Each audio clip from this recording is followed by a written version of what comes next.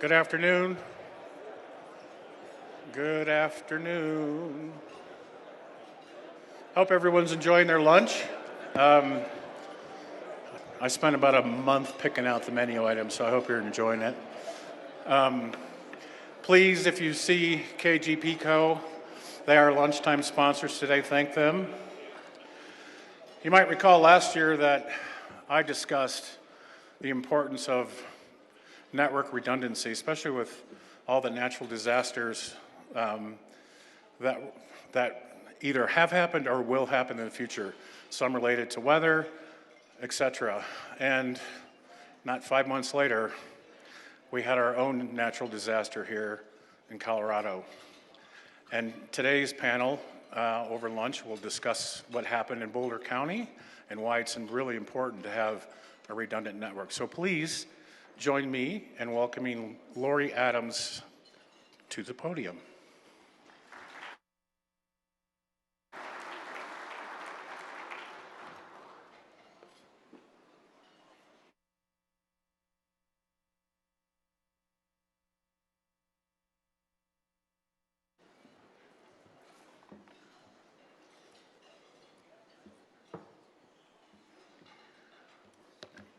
Thank you, Jeff. It's a pleasure to be with you all today. My name is Lori Adams. I'm the Senior Director of Broadband Policy and Funding Strategy for Nokia. I have with me today 5 exceptional speakers that we'll introduce shortly and get back to them in a few minutes for a robust conversation. But initially, I want to provide the background for this session. As you may know, on December 30th, 2021, 2 Colorado communities of Superior and Louisville were suddenly, without warning, overcome by fire and winds of up to 130 miles per hour. This resulted in the most destructive, costly fire in Colorado history. The Front Range usually experiences snow in October, November, December, and this was the first time in history also that we had not received any measurable snow or precipitation during the months leading into the fire. I live in the town of Superior, and the story I'm about to tell you is my story. Fortunately, my home and my neighborhood stayed safe, but that is not the case for over 1,000 families in my community, friends and neighbors. This past weekend, my daughter graduated from high school, and the principal mentioned that 200 children in the high school of 1,700 kids have lost homes, just to give you the magnitude of the destruction. So what happened on that day is an urgent warning for every member in this community, because this could happen to you. Using these fires as a case study, we'll be talking about emergency notifications, communications, disaster recovery, best practices, innovative tools and solutions, and what you need to do to prepare for a sudden and unexpected community-wide tragedy. There we go. First, I want to stress that the origin of this fire was not a wildfire. We are not a mountain community. The map on the left gives you a broader view of the suburban location between Denver and Boulder. And the map on the right shows you the boundaries of our towns of Superior and Louisville in black, overlaid by the perimeter of the fire in red. The white arrow shows you the location of the fire origin, which was on a property just outside of town at the intersection of 2 roads. The brown area you see is open space, trails, and private property. The wind was blowing southeast, as evidenced by the fire perimeter. I want to walk you through the timeline of the fire with a few short video clips thrown in here. We woke up that morning to a high wind warning, expected to reach over 100 miles per hour. And this was the second time in 3 weeks that we had had such winds. The first report of the fire occurred at 11:15 in the morning. In less than an hour, it pushed into town. By 12:10 p.m., the police were on site to evacuate a shopping center adjacent to Old Town Superior, which was a community where hundreds of people lived. This was the scene at Costco. Philip, can you play the clip? Go east, yeah, towards Denver. Okay. Go towards Denver. Evacuate now. East, go. Evacuate. We're evacuating from the back of the building. Okay. Everybody head east. Go towards 36. Move now. Leave your stuff. Go. The fire's at the back. Go.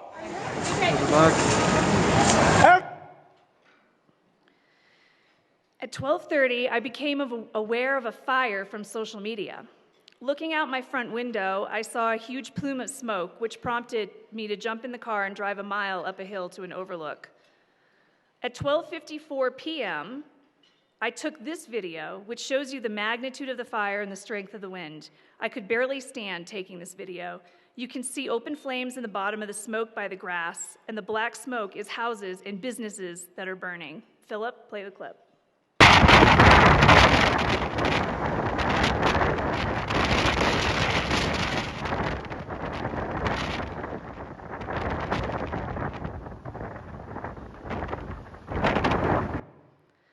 At 1:02 p.m., I received a town-wide evacuation notice from Superior via email. By the time I got this notification, my friend's home on the other side of Highway 36 in Louisville was already on fire. She received no warning. We'll go back to this shortly in the discussion. Between 1 to 3 p.m., police went door to door pulling families out of homes. This incredible effort absolutely saved lives. The photo on the right of this picture is one I took from my car, looking behind me into my neighborhood during the evacuation. We were stuck here for almost an hour while police were otherwise occupied pulling families out of the homes, which was of course the priority. There just simply weren't enough first responders to help with directing traffic. It should also be noted that my daughter is in her car behind me. And as soon as our phones disconnected from our home Wi-Fi, we lost all ability to text or call each other. We had no emergency plan and didn't know where to go. The only way we could communicate was to jump out of our cars and meet in the middle of the street. At 2:51 that afternoon, Louisville issued a mandatory evacuation for everyone in the city. Between 3 and 5 in the afternoon, our one and only hospital evacuated. Later that night, the fire came within 4 feet of the hospital oxygen tanks. In addition to the fire equipment, the firefighters were using garden hoses at the houses and wherever they could in the neighborhoods. It should be noted that the hospital, the middle school, and the high school all share one road access points. So you can imagine what would have happened if this had been a school day. The rest of the day and night, firefighters from across the state battled to stop the fires. It wasn't until after midnight that the winds really finally started to subside. By the next day, most of the active fires were out, but the smoldering continued for days. I'm going to take a sidestep here for a moment and talk about city emergency plans needing to make sure that your water department also has emergency plans that are up to date. Do you know what they would do if they run out of water in the middle of an emergency? I want to share with you a snippet from a news article about the brave and heroic measures the water staff for the city of Louisville took during the fires. This just shows you the impact of the emergency across all city departments. Superior had lost power. A backup generator and their access to water was dwindling, and in fact, it had failed. Having lost communication to their own tanks, they then went to visually check on the water they had left. It meant Owens would have to climb a 25-foot water tower in hurricane-force winds. I had to belly crawl to the hatch so I could look through the hatch to visually check our water levels, he said. Roughly 2 feet of water was all that remained. We were getting very close to running out of water, Owens said. We just kind of went into a quick decision-making of opening raw water valves. That action kept the water flowing. If they hadn't taken that action, our towns would have completely burned. So what is the end result here by the numbers? We've already talked about the wind, which was unrelenting for 12 hours. Let's focus for a moment on the emergency notifications, which were the responsibility of the Boulder County Sheriff's Office. They made the decision to solely use the Everbridge system, which is a reverse 911 opt-in system that supposedly reached 24,000 phones, which is less than half who were evacuated. The table on this slide is a portion of the Everbridge notifications. The numbers on the right were the numbers of phones who received them. All but one was sent out to specific neighborhood locations and not a broad area. News reports estimated that less than 10% actually heard the notifications. The sheriff declined to use the tornado warning systems on the basis that they are reserved for tornadoes or floods, and they were concerned about creating confusion. On a clear day without any clouds in the sky, a tornado warning, which also had voiceover capabilities, would have alerted folks that there was some real danger. The Sheriff's Office also turned down an offer by the state to push out an Amber Alert notification system to everyone's phone in the area. The office had purchased the software capabilities for this type of notification, but it had been sitting on a shelf since before the pandemic. As a result, most people heard the evacuations from neighbors knocking on doors, the police going door to door, email from the town, social media, which played an extremely important role that day. Municipal government stepped in when it was clear they had to. There have been many news stories about the failure of the emergency notifications, and miraculously, only 2 people perished. Many people had no warning, no time at all, other than to run out of their house with the clothes on their back, sometimes with a fire in their yard. If the tornado sirens had been used at the time Costco was evacuated, people would have had time and could have possibly saved hundreds of pets that tragically perished that day. 5 or 10 more minutes would have made all the difference. There's so much more that can be said about that day. We still don't know the exact cause of the fire, other than there were 2 apparently ignition points not that far from each other.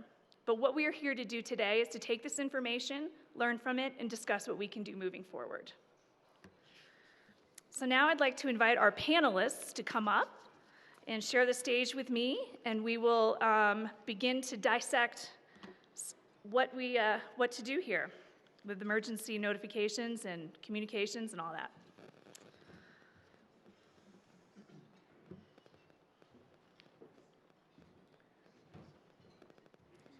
No, I'll just stand, it's fine.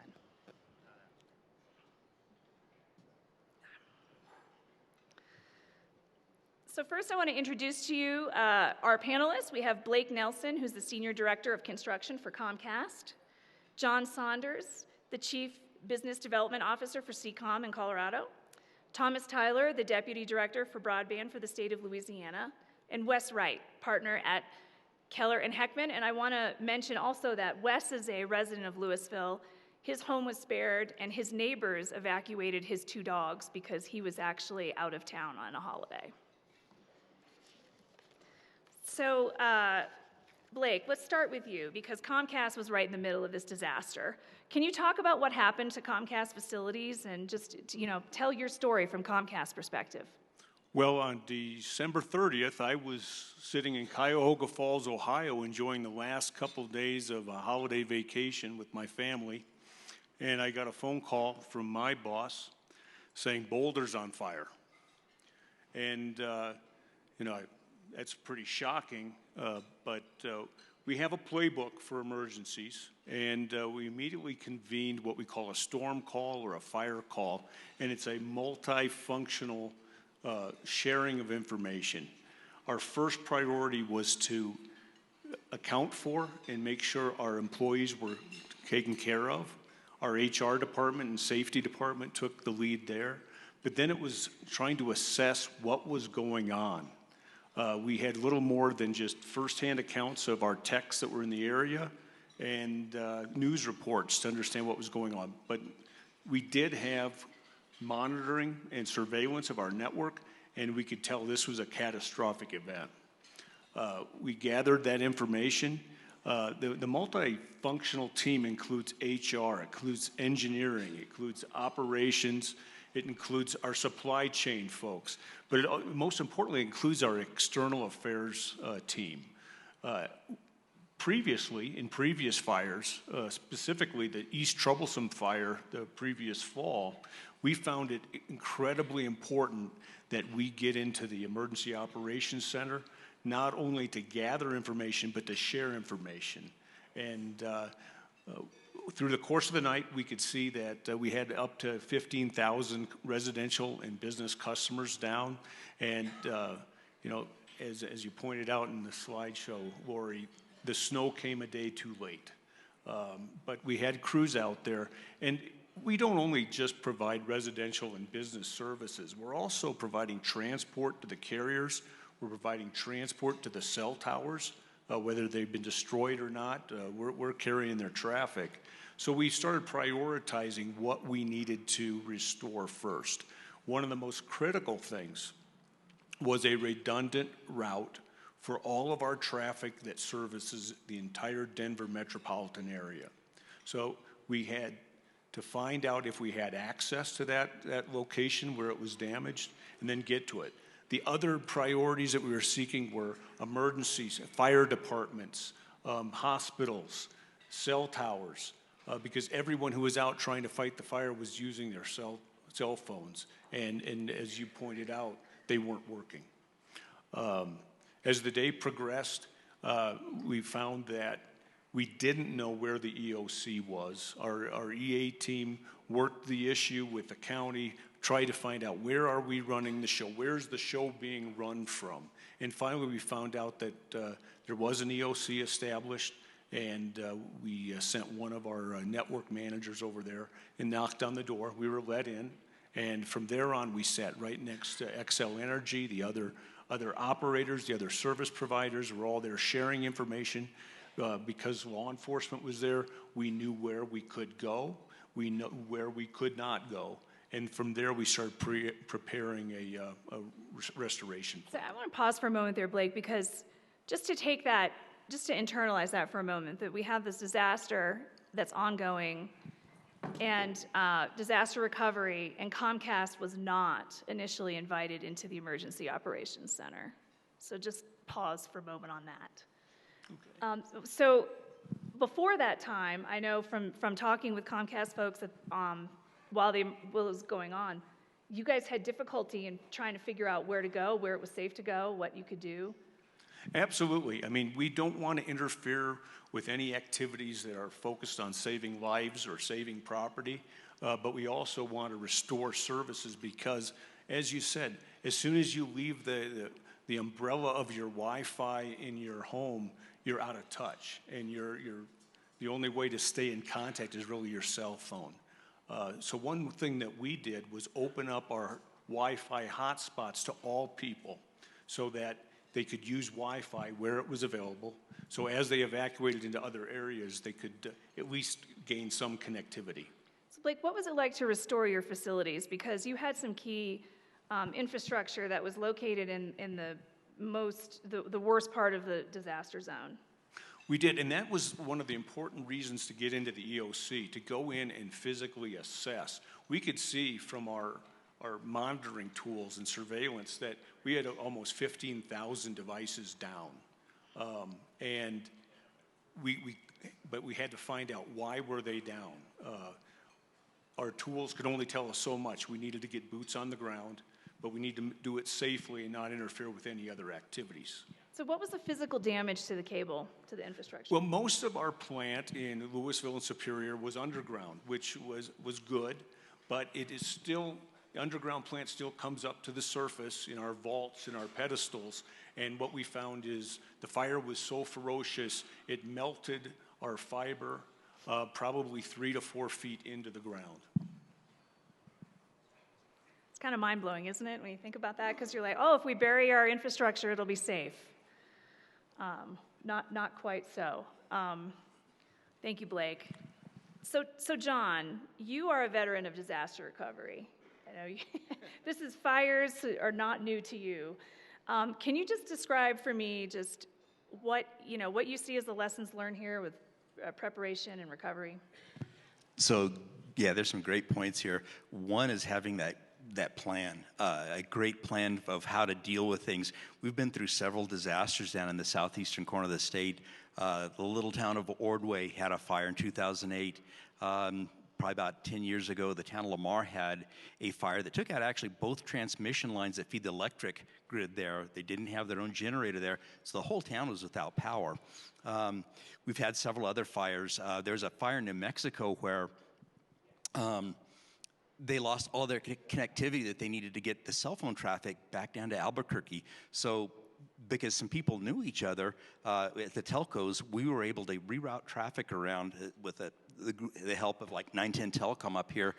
They graciously helped us get some connectivity to another carrier so we could get that circle back around from New Mexico, Denver, Grand Junction, back down to Albuquerque. And from the time that the phone calls started being made, we had that cell phone traffic up within 8 to 10 hours. So again, having that plan is part of it. Part of it is knowing who the right people to contact, that you can bypass protocol, that you've got their cell phone number, you can call them at 8 o'clock at night or on a Sunday morning or whatever and say, hey, we've got something going on here. Can we get your help with this? Or can you point me to somebody that can help me with this? And so I know we're part of an electric cooperative, and the electric cooperatives have an operational group that meet on a regular basis, a few times a year. I think it'd be great in the telecommunications space within Colorado and maybe some of the surrounding states, just the adjoining telecoms, if we had some ability to do that or some kind of a working group. It doesn't have to be very formal, but at least you've got names, numbers, and you have a relationship with somebody that you can call and say, hey, can you help us out with this? And you can bypass all of the official protocols and get something done on a real quick basis, knowing that it's going to be taken care of on the back end afterwards. I know when we chatted before the panel today, you mentioned the impact of retiring people.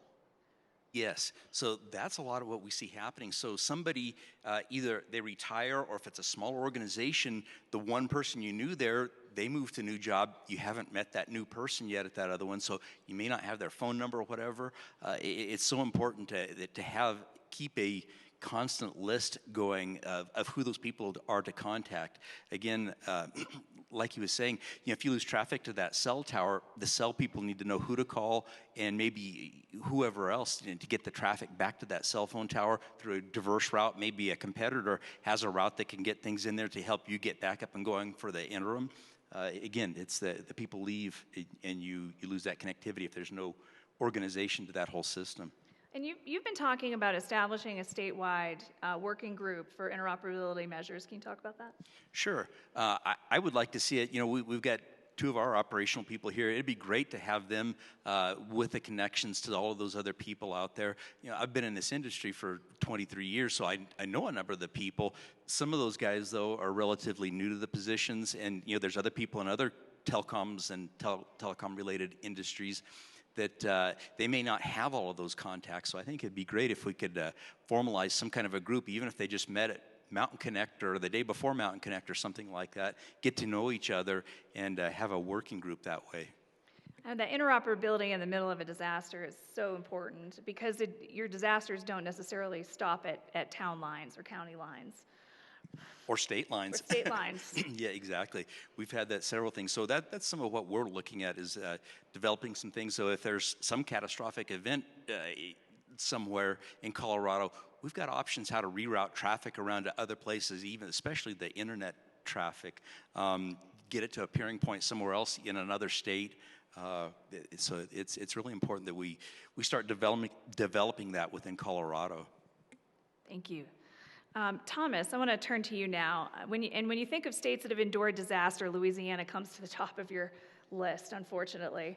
As a veteran about these type of catastrophic events, can you just talk about what your state has done, what the impact of these events have been, and what you've done for preparedness and recovery?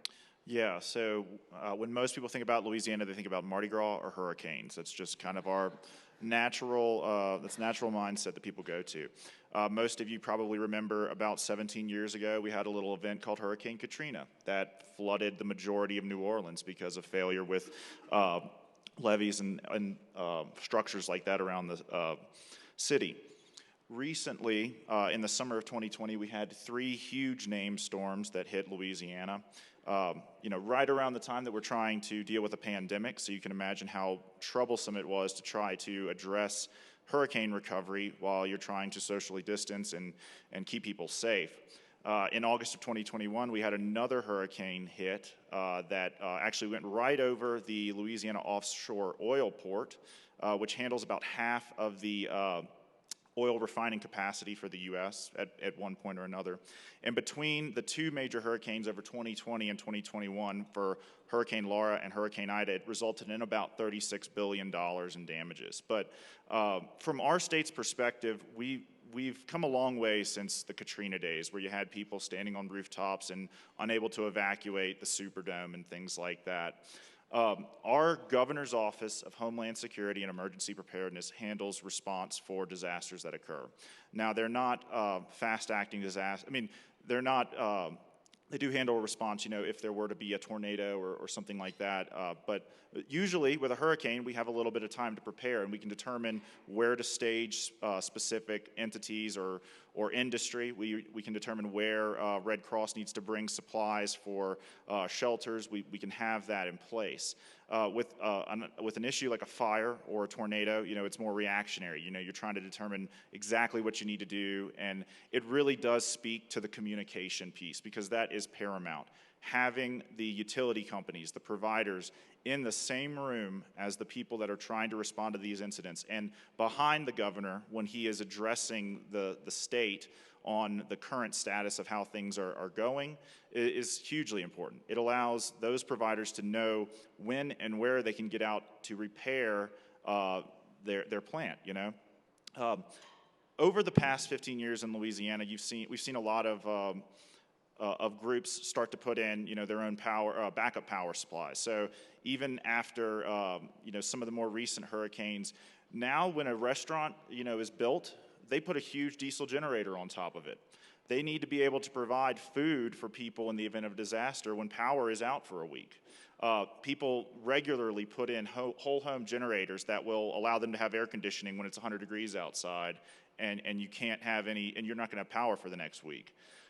So we're starting to see things like that where the power, it still needs to be addressed after a hurricane, but the communication piece is a huge issue. After Hurricane Ida, we actually had a big problem down in South Louisiana in the marsh areas where, you have communities that are, you have to take a bridge to get there. Some people, actually do live in areas where they have to get on a boat and go out to those areas. So a lot of the community anchor institutions and the municipal facilities in those areas actually were able to stand up Starlink access, where they got internet, as quick as possible. And I know Starlink can be a contentious topic, but at that point, it worked great for that recovery perspective. And we had sheriff's offices and mayor's offices down there saying, we can't believe we actually have faster internet than we did before. So that was very helpful from a recovery standpoint. But I think the large part to remember here is the communication and working, and you brought up the issue with people retiring. We were talking about that yesterday, where the turnover and the institutional knowledge that you lose when people move on naturally or move to a different job, that might have been your one contact to get something done. And now you need to know the next person in line to get something done. So all of those things are challenges, and every time there's a disaster, it gives us a chance to practice our plans, to determine what needs to be fixed, and to move forward and see if we can be better prepared for next time. So Thomas, what is your view of a local versus a state response, and what are the different roles of the different agencies at the different levels? State takes the paramount response. They, are in charge of coordinating with the federal government for a response. And even in Louisiana, it's not always, there's different reactionary processes depending on the municipality you're dealing with. Some have great people in charge, and they know exactly what they're doing. They know who to contact at the energy companies. They know which providers they need to get in contact with. And then there's some where people will come in from the state level, and a mayor or managers of the township, they look like a deer in headlights. They don't know what to do. They've never been through it before. So you can see a different response depending on where in the state you are and the type of disaster it is. Somebody that might know how to respond to a hurricane may not know necessarily how to respond to a tornado issue. So it varies across the state. I do think our statewide effort does a good job in coordination of efforts, whether it's with energy companies, whether it's with co-ops, internet service providers, even the Red Cross, or people that actually logistically need to get on the ground and provide gasoline or propane or whatever you need to these areas for them to get back in some type of functioning order. Thank you. So Wes, I want to turn a little bit to local planning and legislative solutions here and some of the things that we've talked about. I mean, first and foremost, just, our cities didn't think that this could happen. Yeah, it's tough for me to talk about this without having my resident of Louisville hat on. And you did a great job walking through the timeline with how quickly this happened. from the flashpoint to when 2 towns were engulfed was, a couple of hours, but it was on top of Costco within minutes. So that's one thing that, in the aftermath, we've read a lot of articles in the local paper and things like that where they would interview public safety officials that basically said, we didn't think this could happen in the heavily populated eastern part of the county. Then in western Boulder County, Nederland, and some of the more rural areas, they had several fire chiefs that got together with the sheriff's office several years ago, and they had drawn pre-evacuation zones so that in the event that something like this happened, with a couple of mouse clicks, you could start to push out emergency alerts.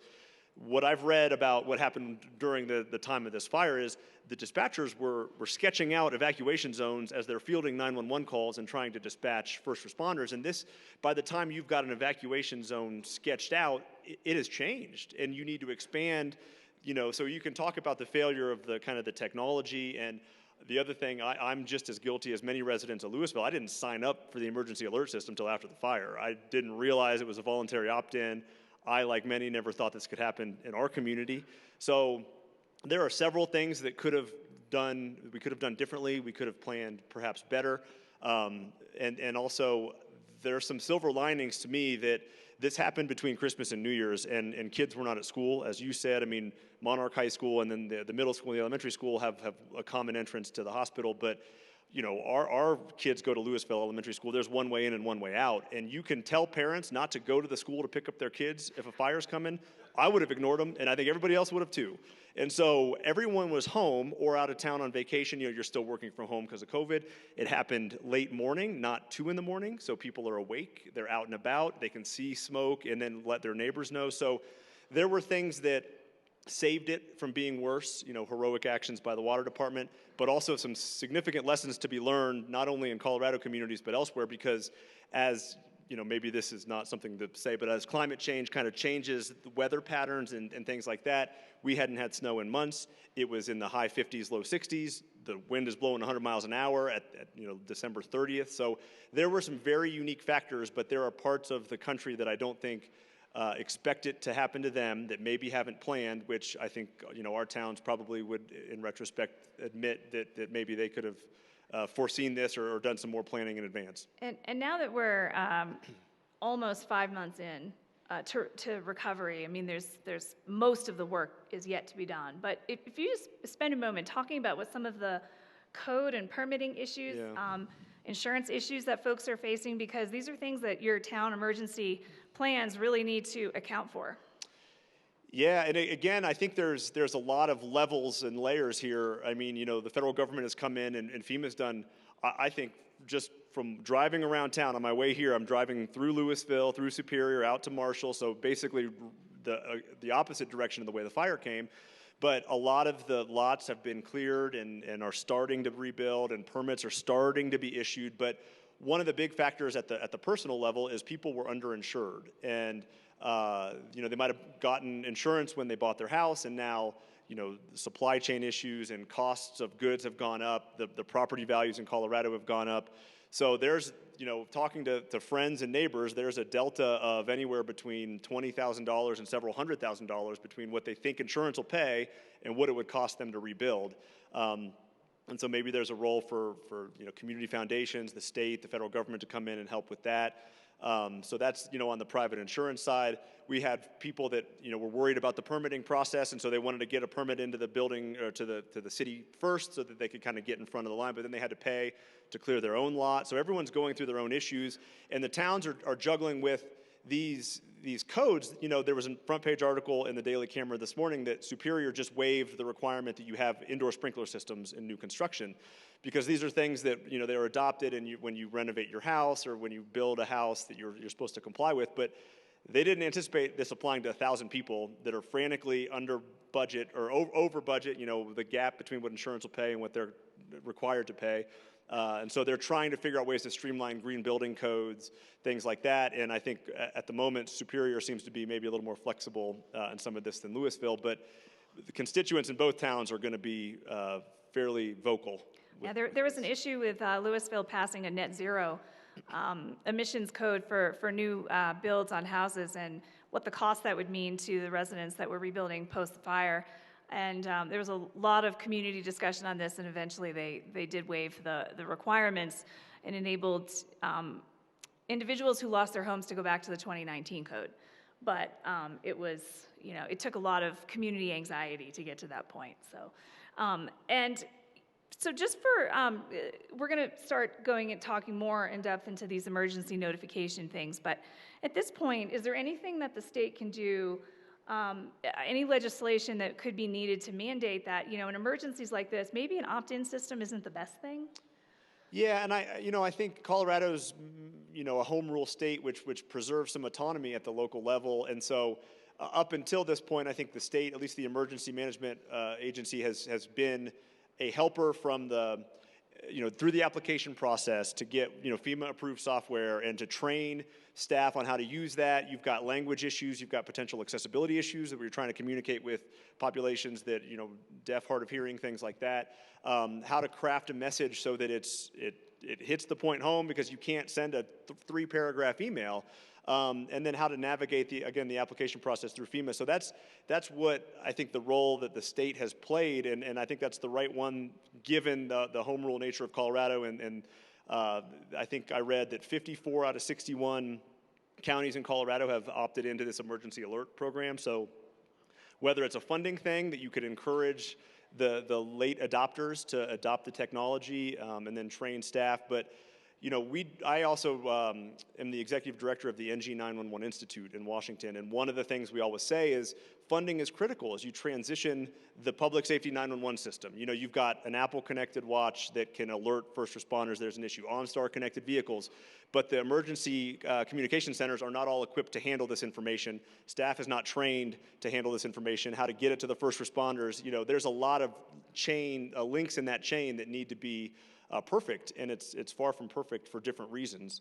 And there's multiple levels. I mean, when you talk about notification, emergency warning notifications, there's multiple levels of notifications. You have, your outdoor warning sirens, which are outdoors. You have the Amber Alert-like notifications, which are pushes to your phone. There's email, social media. Thomas, can you just talk for a minute about the types of emergency notifications that you how do you implement your systems? So that is managed by our governor's office, and they push out notifications based on location-specific instances where something might come up. And obviously, when you have a reactionary disaster where you have minutes to react, whether it's a fire or a tornado or things like that, that's where it becomes critical to have good infrastructure in place and be able to say, okay, these people in this specific general vicinity need to have this alert pushed out to them. We also utilize a variety of other methods to push out notifications. They utilize social media. They utilize over-the-air FM broadcasts. They use the NOAA emergency alert systems. So there's a variety of different things that the state uses to kind of assist with that. But again, from a recovery perspective, when you're looking at a hurricane or a flooding event or even, an ice storm in Louisiana, which, if we had this snow at home this morning, everything would have been shut down. We don't have snow plows. We don't have salt trucks. We don't have any of that. So all the kids would have been at home. But looking at it from a perspective where we have more time to deal with things, those are the types of alerts that go out, when there's impending flooding or river crests or things like that. And, crowdsourcing of information is a big one here. Just use of social media. How does Louisiana use social media? So I know that our governor's office puts a lot of time and effort into managing things that they see on social media. I think a big issue with that is verification of, what is being said, where that person is saying it, and if it's a trusted source or not. Because so there's a lot of nuances that go into play when you're looking at crowdsourced data from social media. But I think that, as we move forward with this technology and things become easier to discern when you look at those types of things, it'll be a better method for use from a statewide perspective. I know while the emergency was ongoing, my daughter, as a high school senior, had the senior chat, and where every student was in this, whether they wanted to be or not. And they were all crowdsourcing information from who had Ring doorbells, who was seeing fire on their steps, what houses were burning. And then as the fire was going on, and our residents weren't allowed within the burn zone, Channel 9 News, Channel 7 News, the Denver news stations, all had people on site that were receiving tweets. Can you please go check on this house number, this street number, and they were going around the neighborhoods to check and provide real-time information back to residents who had no idea what was happening. So really interesting. So Brian, I want to turn for a minute to talk about best practices for local communities. And John, both of you, including all departments, service providers, making sure things, for example, like the town of Superior will no longer have their town servers located in the municipal building and maybe keep them off-site in a different facility. But if you can just talk for a minute about what best practices are for communities. Brian, you want to start? Or Blake, excuse me. Sure.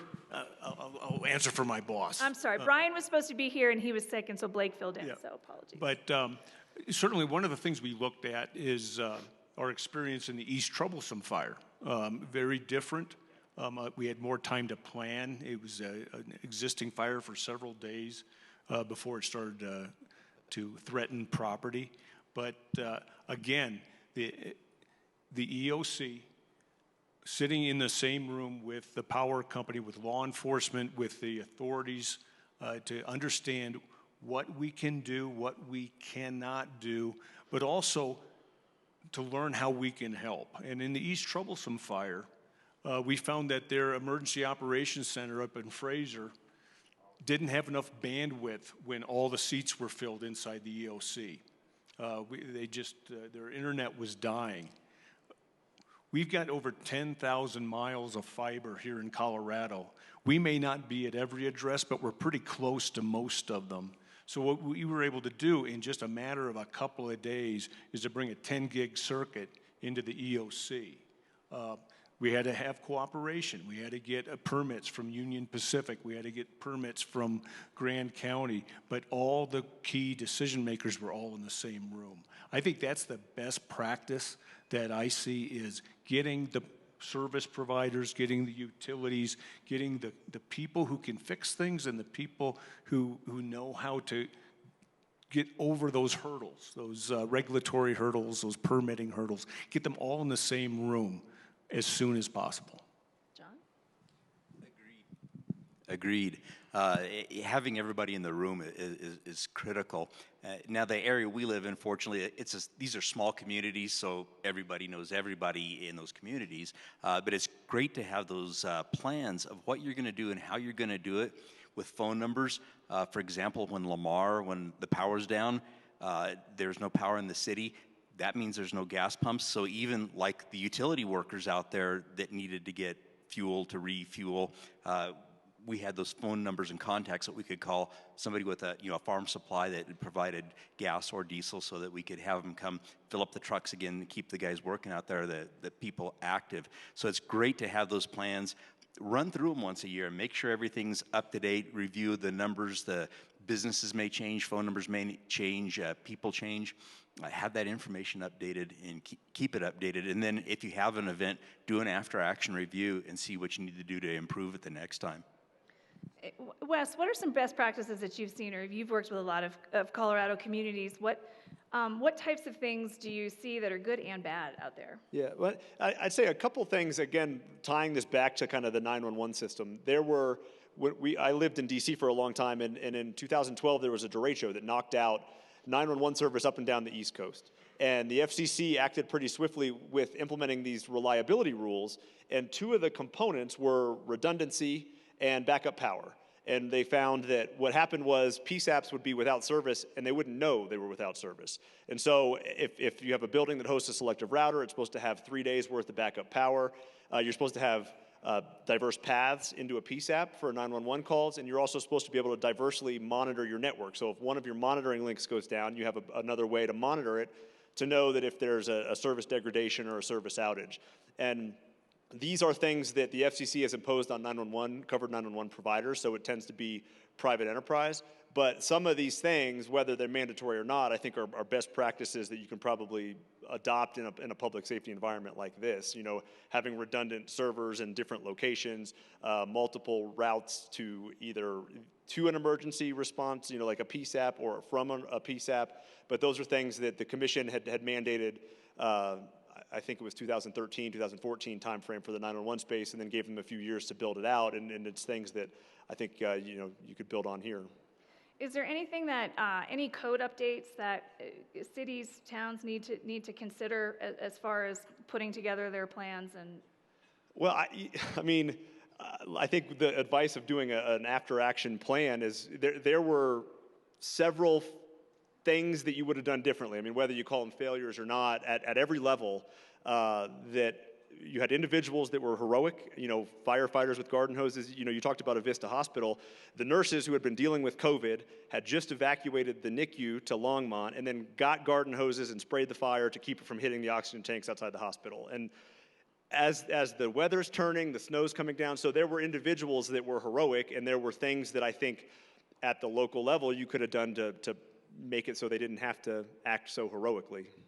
yeah, and maybe an earlier evacuation, potentially, knowing how difficult it is to evacuate a hospital. Well, and by the time the evacuation notice went out, people are stuck in gridlock, and we have friends that, took 2.5 hours to go 2 miles to get out of town, and you see the smoke, and your kids are in the car, and like I said, it's hard for me to divorce the resident of Louisville part of this and talking to friends and neighbors that went through it. I'm going to open this up to questions in a moment, so if anyone has a question, you can make your way to a microphone. Laura, if you don't mind, I wanted to add one absolutely, thing. Thomas. As John and Wes have alluded to, I think it's imperative to have good testing in place for these plans. It's something that not just municipalities need to do. Every organization needs to have a disaster recovery plan in place and test it regularly. Unfortunately, for these two towns, they went through a live test about 5 or 6 months ago. And it was, just seeing your footage and your video, that's disheartening and scary, And I can't imagine being in line in Costco and being told to leave your stuff and run because the fire's at the back of the building. So testing those plans and learning from the mistakes that were made and what you can do to improve plans in the future is really the name of the game. And it's what we have to do after every single disaster event. We have to sit down, understand where the mistakes and challenges were, and mitigate those risks for the future. So testing those plans, we live in a day and an age now where we don't have to test anymore in a tabletop setting. We have this stuff happen to us regularly. Gone are the days where you went a few years without a disaster. Because, especially in Louisiana, we see this stuff happen all the time, and we have to, utilize that as learning experiences. So I just wanted to add that, testing is imperative. No, that's a great point. There was definitely no playbook for what for what happened, and ironically, you think of the number of disasters that have happened. I was at Costco a few months prior when the King Soopers shooting happened. So Costco seems to be a center point of activity. I don't know.